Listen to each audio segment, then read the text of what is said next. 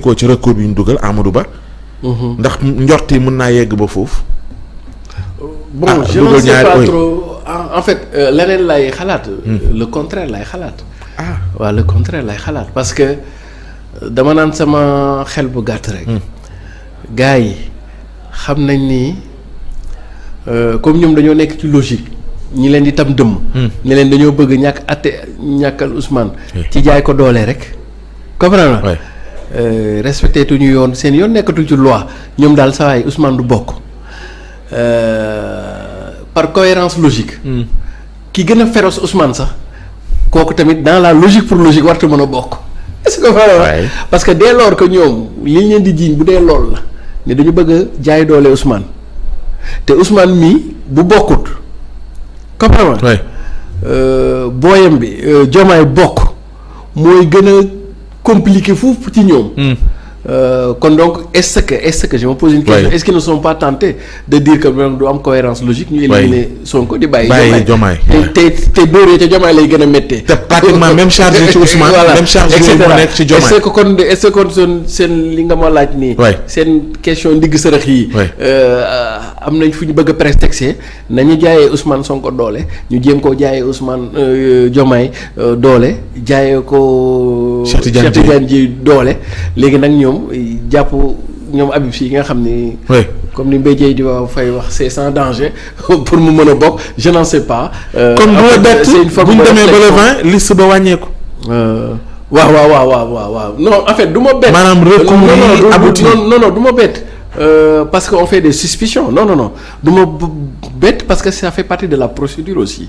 comprendre logique pour logique voilà ça fait partie de la procédure quoi comprendre c'est-à-dire que instant yi doo xam kanay candidat kanadul candidat ba lu dul conseil constitutionnel affiché listam boobu rek ngay xam kanay candidat ak kanadul candidat et que li ci des nii xam nga nu ma la ko mën a misaale mooy li conseil constitutionnel di def maanaam jongante togg ceebu jën la léegi nag nit ñi dañ leen di apprécier ci ñaari critères. yekkin bi ak togg ji yekkin bi mooy. dañu ne ceebu jën de ku bëgg a ñëw ci concours bi dana am 9 affaires yi mooy 9 pièces yi. ñu ne dana am jën dana am carotte dana am ñambi. dana am supame dana am pul xooñ. dana am ñeex war na am daqaar. xam nga war na am bëjëk xam nga 8 a ngi noonu war na am suul muy 9 ñu ni képp ku fiy jogante bu tey war fay teg sa ceebu jën war nañ cee fekk ñooñu. waaw comprendre mooy fi ñu tolloon nii. léegi bu ñu ñëwee ubbi xool ñu ni yow de 7 affaire nga am yow da ngaa fàtte xuluñe wala yow da ngaa fàtte nawe yow da ngaa fàtte jawe ñu la kon yow sa bool matagul. mooy pare mooy yi ñu doon xool nii mooy affaire dossier yeeg parrainage yeeg yooyu. léegi nag bu ñu nee ñii ñoo yekkin bu rafet nag. léegi nag conseil constitutionnel day wax loxo yi daal di raxasu daal di tibb ci ceeb bi donc sàqame. waaw xool ban ceeb a wesang ban la xorom si ëpp ban la affaire mooy contrôle de fond bi ki gën a neex ceeb. est-ce que comprendre nga léegi ci misaal foofu nañ ci toll maanaam yekkin bi romb nañ ko. léegi ña nga ca ceeb ba waa conseil constitutionnel ña ngay dànq. xam nga. di sàqami après ci nañ xam fu xorom si manqué fu ceeb bi wesengee fu et cetera léegi bu ñu paree nag daal di teg classé daal ni à l'issue de jomante kuddu ci noir gi. voilà ceebu règlement yaa ngi nii xam nga diw kon yéen nañ fi autorisé ngeen di togg ceeb di jaay. mais am na ñoo xam ne xooluñu seeni bagage. voilà très bien ñu dugg woon. voilà très bien xooluñu seeni bagage ñu jàpp ni loolu. voilà léegi nag foofu nag ñu ngi ci recours yi. ça veut dire que tey jii xam nga ñooñu ñu ngi ci recours yi. léegi nag fu ñu ci toll. que dans la forme que dans le fond. il y a ce qu'on appelle affaire de recours. léegi ñi tëb jury bi nga xam te ne ñoom ñooy comme ni nga ko defee en image nii jàpp ni conseil constitutionnel ñoom ñooy xool mbir yeeg yooyu. am na ci candidat ñoom ñooy dégusté mais am na ci candidat yoo xam dañ leen tëb jàpp ni ñoom anam gi ñu defee mbir yi jaarul yoon. ñu dem seeti kilifa gi. bind ko ab bataaxal nekk non pourtant càmbar nañ leen de. waaw mais ñoom dañoo àndul ci càmbar gi. waaw très bien. waaw ñu dem gis nag ki ñu jàpp. mais xam nga gi kooku wax ak xam nga léeg-léeg nag. waaw mën nay am ci togg. waaw des fois jaxatu bi. mën naa nekk. joxaale ma bataaxal bi. waaw xam nga jaxatu bi bataaxalu gaañ.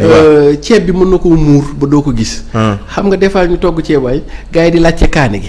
xam nga naa booy ana kaani gi fekk kaani gi mu ngi ci suufu jën bi. xam nga ma la kon donc mën na am effectivement ñooñu bind ñooñu légume bi togg nañ ko mais daa suulu ci ceeb bi. wala mu seey. wala mu seey wala pataat ba seey xam nga loola te ñoom de pourtant dugg woon nañ ko togg nañ ko waaye affaire ba dafa. dafa seey waaw dafa seey ou bien bi ñu koy yekk. mu daal di wadd te yëguñu ko. yooyu yëpp dafay mën a am mais daal conseil constitutionnel daal comme moom yekkin bi lay xool. moom day ñëw rek compter gisu ko ci moom nee na gisu ci loolu. mën na am nag bu ñu jeexee ceeb bi xam nga lu ñuy wëlbati jën yi ñu gis ci affaire ba kon donc vivement ñu def procédure. moo tax dinañ ñëw ci yooyu sax ci yi ngay wax ni parce que am na ci ñoo xamante ne jàpp nañu ni faaw nu xoolaat leen càmbaraat leen ku mel ni Karim Meïssa Wade ci mbirum double nationalité bi coow li bëri na ci. gis nañu ay éléments yoo xamante ne de réponse yu tàmbalee feeñ. ca France déjà. Thierno Alassane Sall la mu ca wax ak également. Tom balaa nga may bii dama bëggoon des d'abord ci bataaxal bi nga xamante ni moo xam ñoom Aminata Touré moo xam ñoom Bougane. ba ci Serigne Mboup. bokk na ci signataires yi Ousmane Sonko. bokk na ci signataires yi bataaxal. jagleel ko njiitum réew mi. absolument pour ñu yoraat. anam gi ñu leen càmbaree ci parrainage bi. waaw en toile de fond sax am na ñuy jàpp ne xëy na. la jur bataaxal bi ak déggin wi ci sori. bay tudd sax ay report ak. non man yaakaaruma ni peut-être que gars yi ñooy extrapoler ba foofu. mais li ma ci gën a yaakaar mooy d'abord il faut saluer ci signataires yi. L'unité organique xam nga ci biir signature am na ci ñoo xam ne seen candidature jàll nañ. ba pare effectivement mais ñëw nañu. voilà Aly Ngouille Ndiaye et cetera xam nga ñoom bu leen neexoon ñu toog ne le ne. seen combat la kon ñooñu ñu ngi ci ay ngàcca ngalaama ñoom bi ñu ñëwee ci dans la bataille de principe. comprendre parce que jusqu'à preuve du contraire ñoom Mimi Touré li ñu wax man moom laa gëmagul que li conseil que résultat bi ñu leen jox. waaw parce que Mimi Touré xam nga moom nee na bi muy déposé Saint-Louis. dañ ko ni Saint-Louis sa kii yoo ngi nii. ñu ñëw ñu ne ko Saint-Louis dara amu fi lépp a tëb. bëgg informatique dafay am. Mary Teuw Niane dañuy ñëw am na ci kenn koo xam ne dañ ko ne yow bokkoo ci fichier bi. te moom élection yi passé voté woon na. te candidat la. benn mag est-ce que comprendre voilà Mohamed Diop. et donc kon man jàpp naa ni ñoom li ñuy wax jusqu'à preuve du contraire c'est recevable. peut-être dafa am dysfonctionnement du point de vue informatique parce que l'informatique n'est pas xam nga dafay am quoi. affaire yi day tëb day bëgg surtout que du les mêmes nit ñoo koy laal. comprendre nga tey équipe bi mooy laal suba équipe ba lay ñëw et cetera virus dafa gaaw ci ay affaire yu demee noonu yéen a ngi fichier yoo xam ne yëpp dañ ci yokk ku xamul informatique rek mooy jéem a incriminer conseil constitutionnel ñoo ci yokk non. et pourtant ñoom la ñuy voilà peut-être am na benn bouton booy laal rek. bu amee virus rek bu loolu. am ñu incriminer informaticien voilà très bien et cetera. et d'ailleurs c'est pour ça que lu toll noonu ak lu sérieux noonu. waruñu dem recourir ay agents yu ñu dem fay pour ñu ñëw déedéet. dafa war a nekk benn administration permanente dans l'État qui doit s'occuper de problème parrainage. c'est-à-dire que xam nga élection boo xam ni 5 ans ba 5 ans lay am te balaa nga koy ñëw nekk candidat li nga ciy daj gars yi en termes d'énergie ak d'effort comprendre effort bu mu laaj ak le caractère minimaliste au niveau de l'État. Du conseil constitutionnel c'est-à-dire que dañuy dem jëli Moussa Ndiaye Doudou Ndiaye et cetera informaticien sant leen man loolu dama koy déplorer pour man dañu waroon xool parce que l'État du Sénégal dans ses administrations comme par exemple bi nekk fële bi booy boobu kii Bassoum la tudd xaw ma agence informatique de l'État Bakhoum Cheikh Bakhoum agence boobu waroon na mën a gérer lii comprendre parce que ñooñu c'est ça leur cœur de métier et ils sont dedans en permanence et en continuité est-ce que comprendre nga ñu mën ko gérer. sauf que peut-être entité waruñu ko jiital. très bien waruñu ko def. confiance genre entité privée boo xam ni nan lañ koy tuddee sax. c'est-à-dire que da ngay jël ay compétences ay services ay prestations de services. c'est ça et c'est extrêmement dangereux par rapport ak sérieux bi élection présidentielle am à cette étape là nga xam ne bu ñu la éliminer pare nga ci qu'on aille recours à des prestations de services et que l'État du ko gàddul boppam parce que l'État a des entités très rompues sur les questions informatiques. Comprendre nga et loolu moo koy mën a mën ci jël dans la durée et dans la profondeur. Man pour man bu may reprocher conseil constitutionnel fa lay reprocher d'avoir eu une posture vraiment minimaliste par rapport à l'autre côté enjeu yu mu am quoi nga xam ne pour un petit détail de rien du tout on peut briser ta carrière est-ce que comprends nga et donc ça doit que dañu war a jël matuwaay yi candidat yëpp jël ak effort yi ñuy jot a moi je mesure. Kon nag ils ont raison d'écrire le président. Absolument. Moi je viens de mesurer toute la peine des Mimi Touré, toute la peine des Mary Teuw Niane parce que affaire dafa métti en soi. Je te disais l'autre jour, c'est pas la collecte en soi qui est difficile et qu'encore que ça c'est difficile, mais le plus difficile c'est le traitement et l'élaboration affaire yi en back office. C'est pas le front office qui est compliqué le plus compliqué c'est le back office en fait. Comprendre et donc suñu xoolee effort bi mu lay jar les moyens énergie doo nelaw saa sa xaalis boo am def ci comprendre nga damay faral di tooñ ne kuy sàcc di investir di def ak kuy liggéey di def xam nga bokkuñu comprendre nga nit ñi ngay mobiliser 14 régions et cetera avec la légèreté à laquelle le conseil constitutionnel on prend 2 informatiques ni vu ni connu yow xamoo sax informaticiens yooyu comprendre xamoo ni très bien xamoo ni si relève d'une entité benn société ou bien c'est des individus pris individuellement personnellement xamoo moo mais yooyu yëpp dañ ko war a xamul ci dara man avec le recul foofu laay amee peine c'est-à-dire que tey jii informaticiens yi ñuy inclure mais soit dañu jóge ci benn société ou bien est-ce que c'est des prestataires individuels des prestations individuelles c'est-à-dire que wax nañ Modou Khoule mi ngi ci biir koñ bi gars yi nee nañ informaticien ñu ñëw jël ko sans pour autant que sax moom mu bañ a xam dara ci affaire yu demee noonu. kon yi appel à candidature nga wax ni ci leen. très bien c'est-à-dire que waruñu def appel à candidature. c'est-à-dire que l'État. moo ko waroon jël en charge moo ko war a jël en charge. et pourtant moom la loolu la État def. non parce que ñi ngay wax à travers ces services dédiés en fait à travers l'agence informatique de l'État. comprendre mais waruñu ko def en forme de prestation de services extérieurs privés c'est-à-dire que l'État moo ko war a jël ci benn bànqaas moo xam ne mi ngi ci État. et du ko jël rek ci la seule période des parrainages mais da koy jël seen nom la quoi seen nom stage je crois. très bien waaw Cheikh Ba ça s'appelle ADIE. waaw léegi migré na. waaw bon voilà et cetera donc xam nga loolu c'est par excellence l'agence informatique de l'État comprendre moo nekk ci processus bi. kon donc ñun vivement en tout cas le président Serigne Mboup mi ngi ñaan ci réforme yi ñu bëgg a def ci parrainage bi bu mu nekkati ay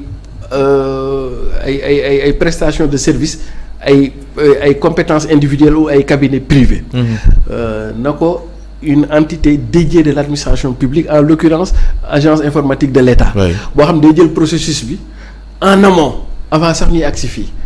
Est-ce que comprendre parce que ñoom loolu mooy seen cœur de métier en fait et puis ils sont dans ça dans la durée et dans la profondeur mais tey mënuloo jël noonu rek après yow sa destin tu le donnes à un gars 3 gars nul vu ni connu yow xamoo yow d'abord xamoo le niveau d'expertise sur la question informatique comprendre te affaire bi du rek ak question informatique l'informatique ce n'est juste un outil mais l'enjeu le contenu mais c'est de la politique en fait et donc mënuñu jël enjeu bu demee noonu jox ko à un technicien je donne un exemple c'est comme le médecin et l'infirmier j'ai beaucoup de respect aux infirmiers les infirmiers c'est eux qui tiennent le système de santé du Sénégal mais quelle est la différence entre un médecin et un infirmier ça veut dire que un infirmier bu lay faj moom day attaquer directement góom bi faj la comprendre il peut ne pas comprendre su fajee góom bi yenn répercussion la amee sur le corps humain un médecin day tiim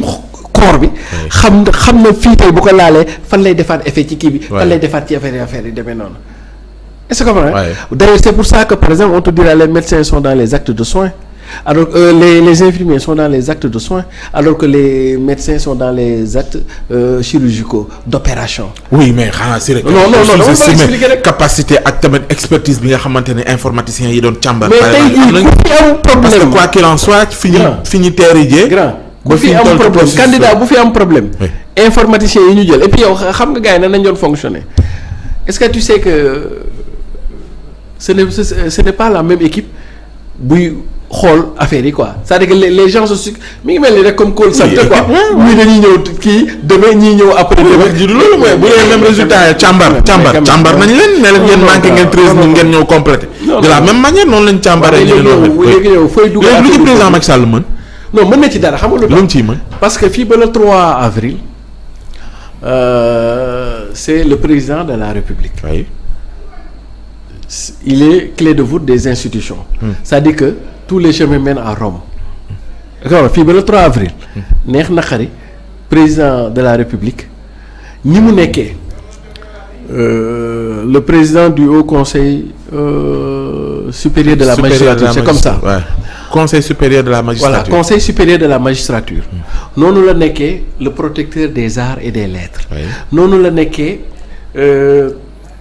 clé de voûte des institutions voilà noonu la nekkee chef suprême des armées est-ce que comprends nga loolu mooy tax noonu la nekkee chef de l'État comprendre nga tey jii bu ñu doon dem guerre moo koy signé kon donc loolu mu nekkee clé de voûte ainsi aujourd'hui on est sur la question politique comprendre nga et avec incidence judiciaire et donc c'est le Conseil supérieur de la magistrature parce que le Conseil constitutionnel appartient à l'ordre judiciaire comprendre et donc moom gars yi mën nañu ko bind dama koy rafetlu sax mais dama ragal ni bon c'est des trucs de principe quoi mais le plus important mën na bañ a am effet ci li ñu jëm nii parce que lii moom nee na këtt ni jonn ba pare. justement moom laa la wax kon. quel est l'intérêt. waaw non l'intérêt au président Macky Sall ak tamit moom bu fekkee dafa war a intervenir. fi ñu ci toll ci procédure bi. ñu xam ni moom on parle de séparation des pouvoirs te yàgg ngeen ko théoriser yéen. opposition bi léegoo-léeg bu président defee dara ñu ne loxo mboru faa yegg. tey ñu ngi ci toll fii ñu ngi demande à ce que mu intervenir ci processus bi. te ñoom li ñu bëgg mooy ñu càmbaraat anam gi nga xamante ne noonu la ñu. non pas ñu bëgg c'est-à-dire que on a encore du temps. parrainage oui. waaw su fekkee un esprit progressiste républicain patriotique entendé ma ñëpp conseil constitutionnel am na fii ba samedi. tey la lan mercredi. il nous reste jeudi et vendredi. et peut-être pour man lettre bi c'était d'inviter le président de la République à peut-être saisir le conseil constitutionnel. ñi nga xam ni dañu am ay cas yoo xam ne comme ñoom cas ñoom Mimi Touré yi ñu amaat chance un nouvel examen de leur dossier de parrainage est-ce que comprendre nga oui mais loolu su fekkee ce n'est pas prévu par les textes nu ñu koy defee non c'est prévu parce qu'on est dans la phase loi électorale oui on est dans la phase c'est prévu c'est prévu recours yi ak réclamation très bien on est dans la phase on est plein dans la phase contentieuse et d'ailleurs sax bu ñu xësee ba bind liste bi nag. oui mais parce que su fekkee ne ñoom wóoroon nañ ni bu dee phase contentieuse bi mënoon na régler cette question. duñ doon bind le président de la République. non mais si dañ koy bind. parce que xam nga lu tax. bu doon dañ doyloo recours yi. non bind xam nga ci la xam nga lu tax. parce que conseil constitutionnel li muy nekk kilifa yëpp am na ku ko féete kilifa tamit en fait ça veut dire que lettre bi dafay xam nga ñoom conseil constitutionnel mënuñu am benn injonction ci moom. li ñu mën rek mooy dugal recours.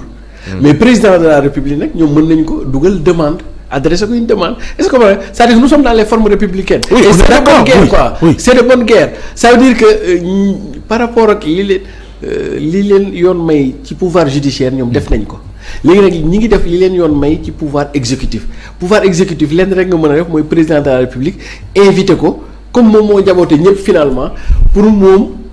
sa voix peut être prépondérante sur ça. ñu jàpp ni biir mi soppeeku na ci biir contentieux. mën nañu xool cas yi nga xam ne c'est plus avéré surtout cas wu Mimi Touré le plus avéré ñu xool par rapport ak est-ce que y a pas un bug informatique. est-ce que y a pas et cetera. oui ñu jàpp ni bind mi tamit soppeeku na. bind mi ci forme bi. waaw soppeeku na ci anam gi ñuy waxee ak président buñ ko méngaleeg wax ji démb. waaw dëgëroon na lool. mais bi la yoon mel na lu nooy ku jàngat. bataaxal biñ ko jagleel. jàngal waaw mais bon. wala c'est de bonne guerre aussi c'est de bonne guerre xam nga.